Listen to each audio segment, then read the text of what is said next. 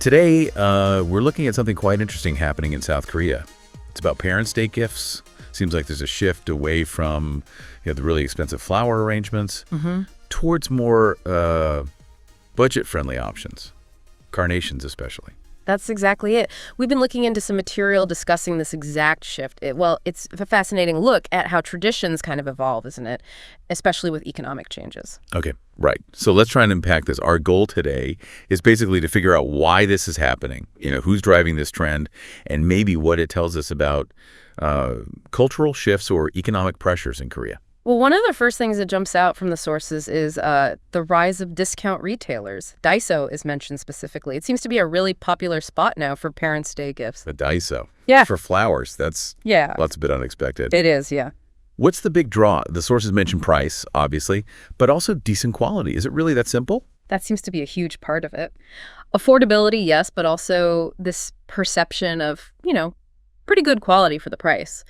We saw notes from employees saying hundreds of these carnations, both artificial and fresh, get snapped up. Wow. Yeah, within hours.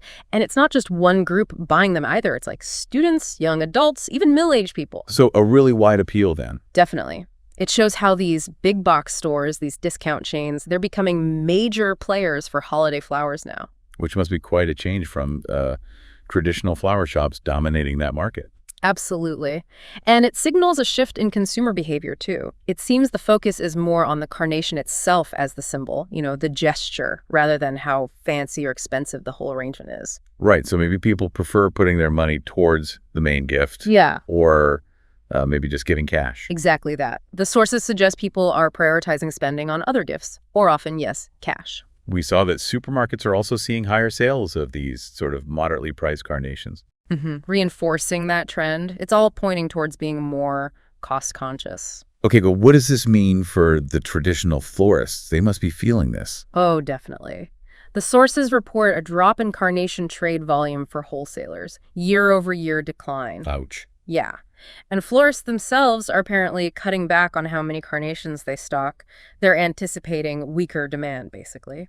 You can see why. If prices at traditional shops are going up, which the sources hint at. Right, rising flower prices generally. Then these cheaper options at Daiso or supermarkets look even better, don't they? Precisely. And this whole flower trend seems connected to something even bigger, which is the growing preference for cash as the main gift for Parents' Day. Ah, yes, the surveys. The sources mentioned consumer surveys showing cash as, preferred. Flowers, it seems, aren't ranking very high on the what parents want list. It's quite practical. Very practical. And it lines up with another point, a reported decline in the average amount people plan to spend on gifts. So overall budgets are shrinking. It suggests that, maybe general belt tightening due to, household costs rising in Korea, which the sources touch on. Financial pressures seem real. Okay, so wrapping it up, the main takeaway here seems to be practicality and affordability are really driving things now, at least for Parents' Day gifting in Korea. These traditional symbolic gifts, like big carnation displays, they're being reevaluated because of these, economic reality. Exactly. This move towards budget flowers isn't just some small shopping habit change.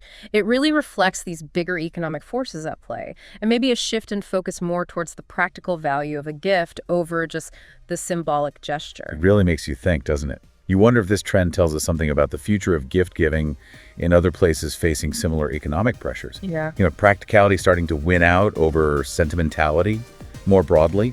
And what do we gain or lose if that happens? That's a great question. Definitely some food for thought there. Indeed. Well, thanks for this deep dive today.